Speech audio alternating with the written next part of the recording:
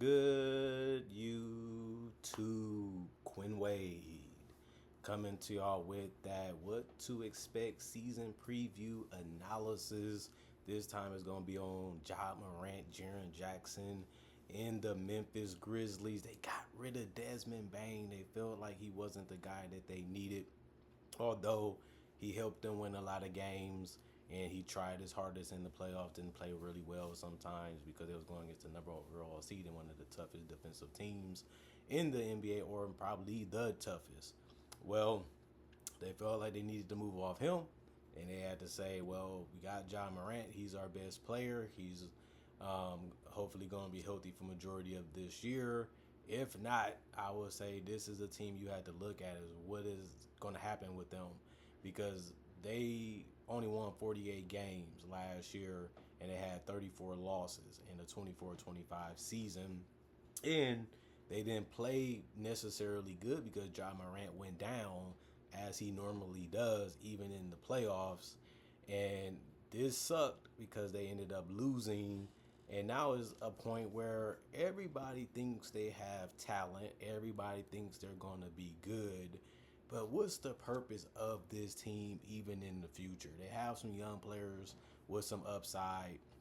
They have some young players that we're going to see more of since they was rookies or they're sophomores, or they might even be juniors.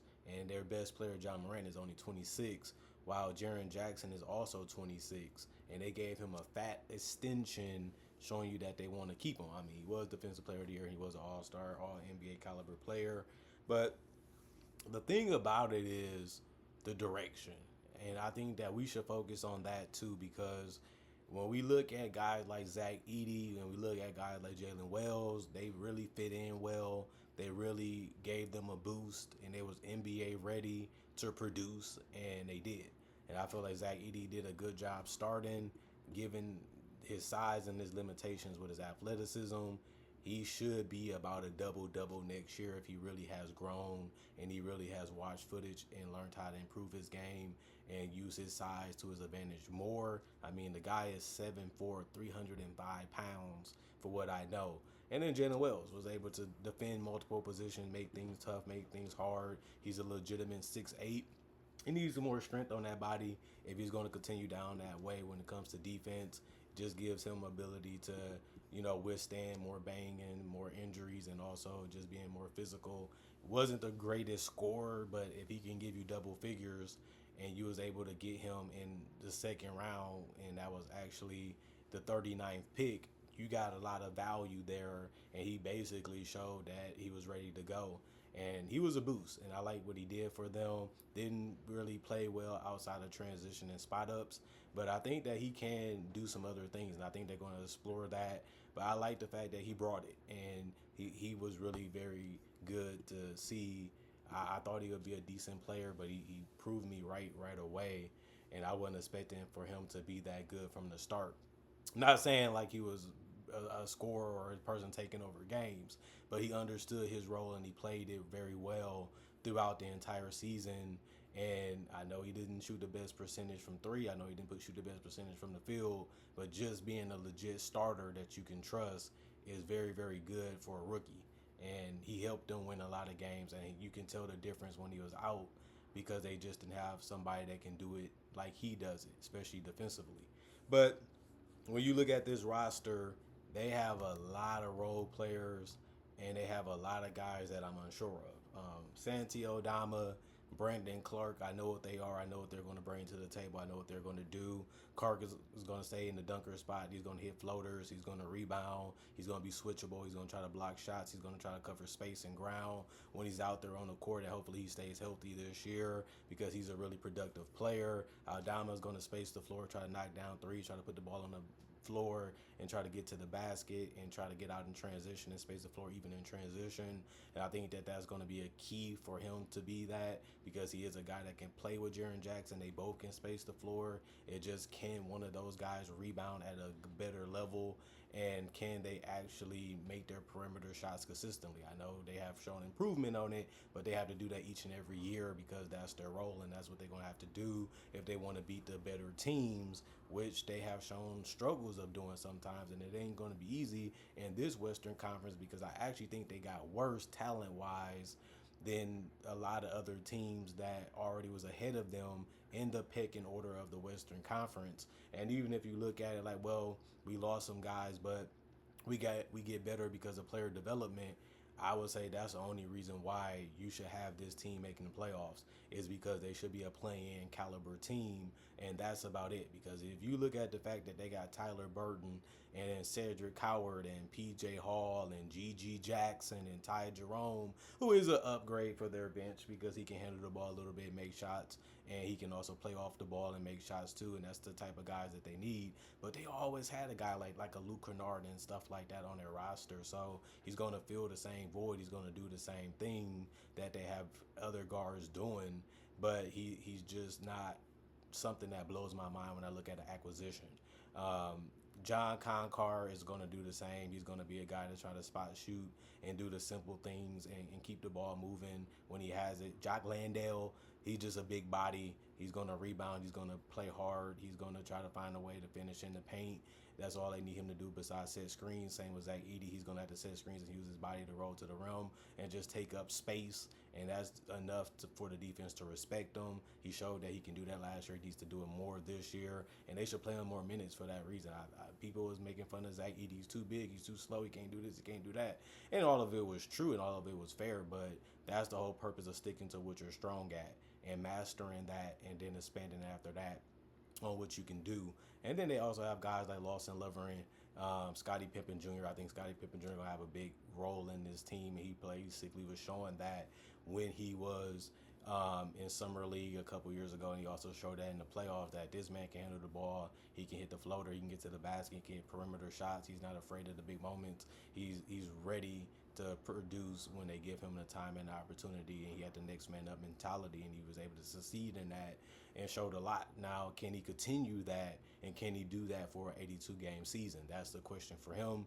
I know he didn't have a bad season, but he also didn't have a season where I was crazy over it. But now he should be getting 25 to 30 minutes because of the absence of Desmond Bane, and I think that he's ready for that. He played 79 games last year and started 21 of them, and he showed that he can shoot the three in the last 2 seasons, and he also showed that he can score efficiently and play off other guys, and they're going to need more guys like that. That's why I said it's good that they got Ty Jerome, because that's what they need when they have a guy like Ja Morant. Either he's trying to get a floater, get to the basket, or he's trying to kick it out, or he's going to take a mid-range and three from time to time. You just got to be ready to score, whether if you roll into the basket or you're ready to hit a shot off the perimeter catch that you're going to be getting. And I think the guys like Scottie Pippen Jr., Ty Jerome, Jalen Wells is going to be doing that really well. I do want to see what they're going to do with Oliver Prosper. I do want to see what they're going to do with Javon Small and Cam Spencer and even Vincent Williams Jr. I think they're going to play. I think everybody on this roster pretty much is going to be in the games. I just don't know how significant their impact is going to be because some guys might play 5 to 10 minutes and then their numbers might not look like they did much, but they probably did a lot in the role when they was out there trying to contribute the best way they can. It's all about trying to maximize what you can do in a short amount of time, and that's why numbers can sometimes be misleading because you might see somebody like Scottie Pippen Jr. average 9 points and then you forget that he started 21 games. You forget they played 79 games and Ja Morant missed some of those games or a chunk of those games, and that's why his numbers look good. But you look at it like, why would I be crazy about him? Because he did so much for the team and he did a great job running that offense, running that system while still getting some of his own shots and opportunities there. And those guys are scattered throughout this roster. So if you tell me, well, the Grizzlies should be a playoff team, like they're battle tested, they understand how to win games, they understand how to play, they understand what they're good at as a team, and they can be a good defensive team if guys stay healthy for the most majority of the season. Then that will be enough to be around that 45 to 50 wins, and that's enough to get you in the playing conversation in the Western Conference. And if Ja Morant and Jaren Jackson stay healthy, I would be like, okay, I can see Memphis being the play-in team. But ain't that the problem to bring this conversation full circle? Like, if your best is going to be developing your young players that probably tap out as role players at best, just more efficient, just more consistent, then that does raise your ceiling, and that does make you look better, and that does make the game look better, and it does make, guys like Ja Morant jobs easier because they know they can trust you and they know they can rely on you to be good each and every night, and that's what you want to have if you want to be going into the playoffs. But nobody's really looking at the Memphis Grizzlies currently constructed as a team that can literally win a championship. That's the problem with this team is they're getting to me further and further away of being a legitimate championship team. And if that's the case, what are you really doing with Ja Morant? What are you really doing with Jaren Jackson? If this is the best roster that you can put together, is this a little bit of a waste? Is this just a Ja Morant show where he's going to be the guy you want to come and see, and if he stays healthy throughout the game, he's going to make a dunk, he's going to make some trick shots, he's going to make some tough ones, and he's going to be celebrating and having fun. Jaren Jackson going to be blocking shots and hitting jump push shots, and he's going to be finishing around the rim, and then guys are just going to be knocking down shots when the opportunity calls for it. And that's good. I mean, it's better than being a terrible team, but even if you look at this roster 2 to 3 years from now, I can see the team being blown up. Because if you're not winning the championship or you're not really coming close to that goal and you're a play-in team or just a top six team or well, a sixth, seventh, or eighth team, and that's it each and every season, it gets to a point where you're selling your fans false hope. And I'm seeing this like 2 years ago. Like the direction the Grizzlies going in is correct because most players not asking for trade me to Memphis, send me there. It is a part of the problem. You do have to draft well, and I feel like the Grizzlies have done that, and that's why got them in this position. But when they traded Desmond Bane, I feel like they took a step back, then took another step back. I'm looking at it like, well, he wasn't a superstar, but he was probably an all-star caliber player. And if you're going to get Kentavious Caldwell Pope, who really struggled to fit in, and with Orlando and struggled to shoot, that can be a problem because you need him to do those things real well for this team to actually function properly on a competitive level. And if that's the biggest move you can do is getting rid of one of your best players and one of your best playmakers and replace him with a guy that's more stationary, then I feel like the team got worse. Now, people going to say we have a lot of promising guys. I'm looking at it like, well, I see it. I understand it. But this team is not looking like they're going to be competing for a title. Now, you can say, well, we got a bunch of guys and some picks. We can package those guys together and get a star when they become available. That is something that I would say would be their best option, is just to hold all their cards in their hand and just look at it like, well, we only can play this, we only can play that for now. Let's stay as stacked as we can. Let's stay as competitive as we can. And when that opportunity opens, we're going all in to put Ja Morant with another superstar with Jaren Jackson being a big three. Well, that's probably the blueprint that they're having in their head. The problem is, who is that player? What position would he play? How would he fit? Just because you get a superstar doesn't mean you're going to win a championship. We've seen it with Kevin Durant in Phoenix. We've seen it with a lot of other stars. They got better, but they didn't win a title. And that shows you how hard it is to win a championship. It shows you how hard it is to build a championship team. So even if they get a superstar, we still have to see, will that be enough for them still to be able to get out of the West and get it done, especially with Ja Morant injury history. Don't forget, Jaren Jackson is entering the season with a toe injury that he's still nursing. So he might not be ready from day one. And even if he does be ready, can he sustain all that mileage and everything that he has to do now because of that contract? He has to play better and evolve and become the best player that he can be to help this team stay afloat and help this team win games, which he seems like he's ready to do. But it makes sense because you got that contract. That's why they gave it to you, because they feel like you can do it too, and they believe that you will. And now I'm looking at it like, well, if this is going to be the team, if they win 45 games, that's a good season. If they win 48 like they did last year, or a little bit more because Josh stays healthy and they win 2-3 games in a row instead of losing 3-4-5 games in a row because he's playing more games, then it makes a little bit of sense, to respect them. I respect the Grizzlies. I just feel like their path to a championship is only getting harder, and they have to make a decision because these two guys are getting closer to their prime. And once they get there, they're going to really want their shine. They're going to really want their opportunity. They're going to really want to showcase what they can do, but they have to do it on a winning level consistently. And I just question, can Memphis stay one of the best teams in the West and actually move up to where they're contenders in the West. I know it's some teams that's older, but it's a lot of young teams that made moves and have surpassed Memphis. That's why they're staying near the bottom the last couple of years, because although they've been getting better and the players have been playing with more confidence, teams have been making bigger moves and bigger splashes, and they're just getting a tidal wave, keep pushing them back and pushing them back and pushing them back to the land. Stay here. You're not ready for that deep water. You're not trained to swim in that water with the sharks and the whales. You're not brave enough. And even when they are, and Ja Morant is a guy that's very confident and one of the best players in the league, he can't be counted on to even play 65 games sometimes. And I know that might be an over exaggeration to some people, but we know if you're a player that likes to get to the rim and you like to use your athleticism and your speed and quickness to its full advantage, injuries come with that. Like, he played 9 games one season because of the gun incident and injuries. Played 50 games only last year, which is bad. And they still won 48 games, showing you how deep they were and how good that young talent was playing. But the most games Ja Morant played in a regular season was actually 67 games, and that's when he was a rookie. He hasn't been able to do that since, and it's only really been getting worse after that season. So he has a track history of not being there when it mattered most, and he showed that even the playoffs this year. Got injured for a little collision, couldn't finish the rest of the playoffs against the Thunder, and then they was done quickly after that. So I don't really know what to tell Memphis fans, but be prepared for a shakeup.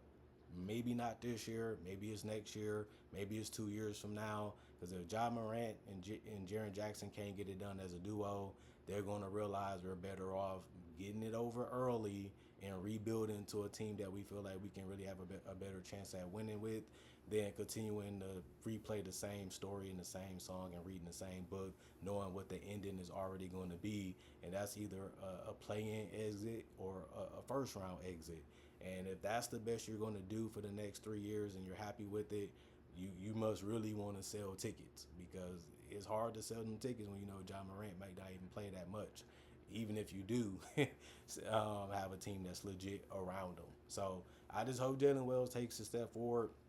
I just hope Zach Edey, take a step forward, and I just hope the rest of the guys really embrace and accept their roles, play hard, defend, and realize that they're going to have a lot of chances and opportunities to make a name for themselves on this team. They still have to play well. We know that's not easy, because everybody in the NBA trying to keep their career going. They want to stay in the NBA as long as they can, and they have to compete against you. They have to embarrass you. They have to lock you up. They got to try hard, so it's not going to be easy. But that's the whole purpose of watching that footage and putting in that work. We're going to see who really wants to be a Grizzly. We're going to see how the leadership of Ja Morant is going to be, and we're going to see at the end of the day if this duo is even worth investing more in within the next couple years, just based off this year. Because if you're going to keep doing the same thing over and over again, eventually you're going to snap and say, I learned my lesson. And Ja Morant, he's a great player, man, an all-star player, all NBA caliber player, one of the best point guards in the league. But, man, he is always out.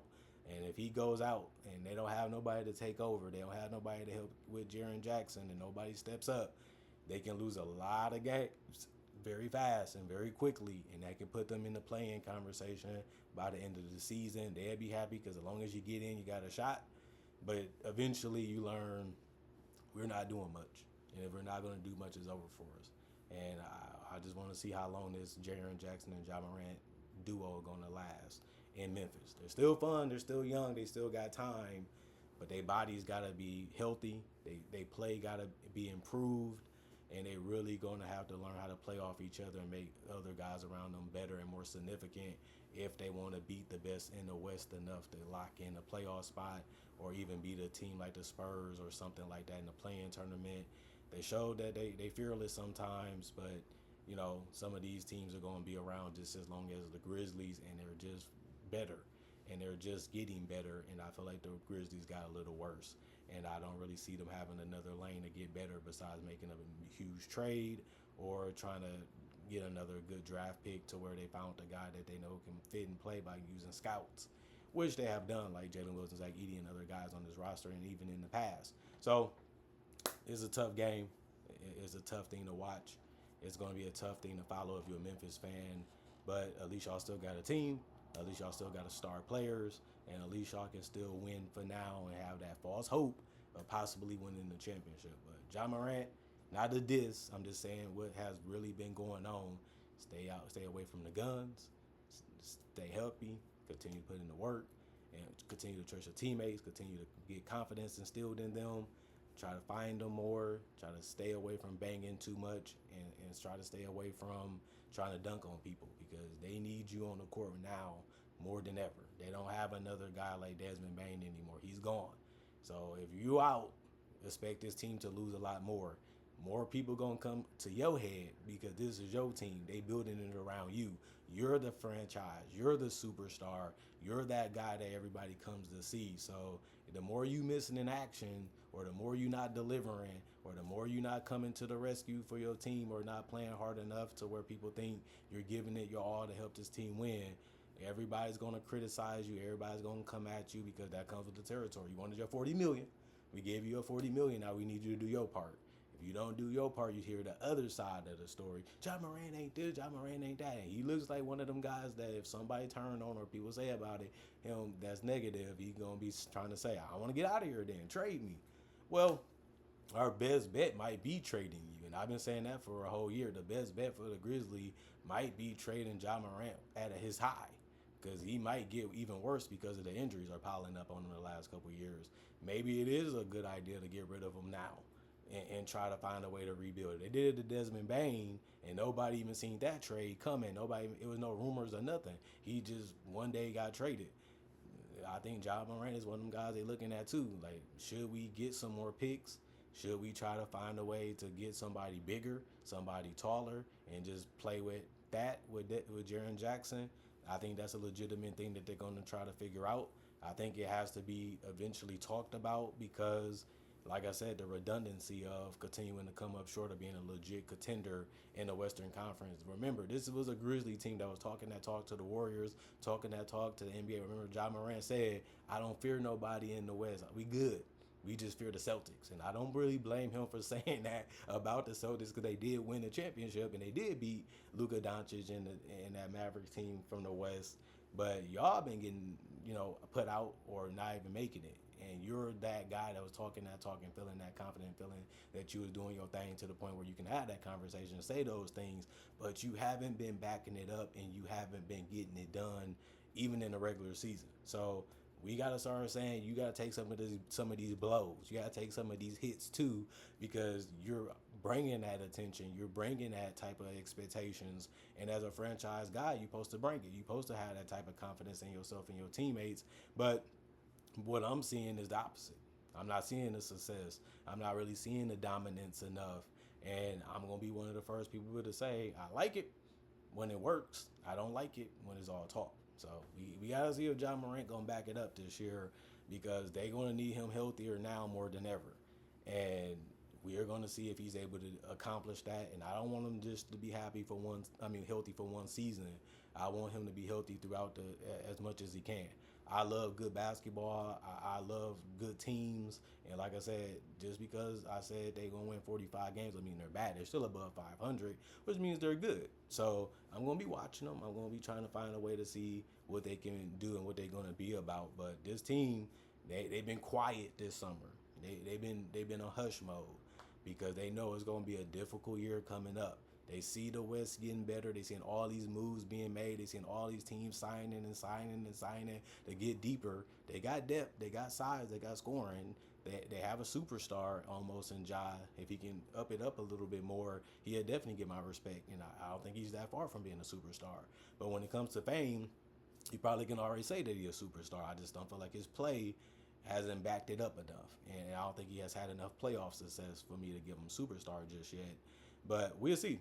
It's going to be a fun journey watching and following the Memphis Grizzlies, keeping an eye out on them and seeing the maturation of Ja Morant. Will he run and hide, or will he, come out brave and fearless? Those are the things he's going to have to do to bring this Memphis Grizzlies team back to relevance when it comes to being in the conversation as one of the best teams in the Western Conference. And it all relies on your star players being able to do what they have to do and dominating each and every night and just making the jobs easier for the players around them. And the coaching staff, they looking at it like we have enough to compete with them. Now you just got to show it. Now you just got to be about it, and that's what I want to see from the Grizzlies and their leader Ja Morant and Jaren Jackson this year. And if they can't do it, I'm not surprised. But what I expect for them, be a play-in team again slash playoff team, and I expect them to be out quickly because it's hard to beat the teams at the top, especially if they're healthy. I just feel like this team is a little bit low on talent and a little bit low on reliability with some of these players right now. And I think that that's going to be a tough thing for them to shake as they go against the upper echelon of the West. They understand it because, like I said, they've been in these same moves that they've been making. They've been drafting well, and they've been in the same situation when it comes to standings. They just need to take a leap forward for us to start throwing them in that conversation. And I think that we're going to have to wait and see what they do. And it's going to be fun to see them try to figure out this situation. And we're going to see how long this Jaren Jackson and Ja Morant combination actually goes. How long will it go before they say we got to get rid of another one, or we got to go in a different direction, or you know what, it was worth trying. We seen enough of it.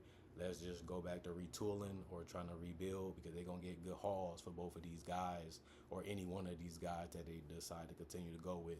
But other than that, comment, like, subscribe, share, hit the notification bell for more analysis to get it when it first come out. I do conversation videos just like this about various NBA only topics. I also do breakdowns with real footage of legends, current legends, rookies, and also future stars. I also do mock draft and draft coverage. So you love basketball, you can't get enough of it, and you love NBA especially. This is the channel for you, because I already got 3,000 plus videos already on my channel, plus they all free. And on top of that, I upload videos each and every day. So you always got something to watch. You always got something to enjoy. And that should have you happy for that reason, because if you love that type of stuff, I don't blame you. I'm giving it to you. And if you didn't know, you found this video, maybe meant for you to know. And best thing to do is subscribe. Other than that, thank y'all for appreciating the content for what it is. Thank y'all for making time for me in the past, present, and also in the future. And thank y'all for continuing to care about what I have to say and continuing to watch throughout the years. I've been in this game for 10 plus years. Let's make 2015 a day of the past and make the present 2025 a better year than that year. I know that's why I got most of y'all. I know that's a year that y'all all hold high, and I do too. So I'm still putting in that work to pass it up.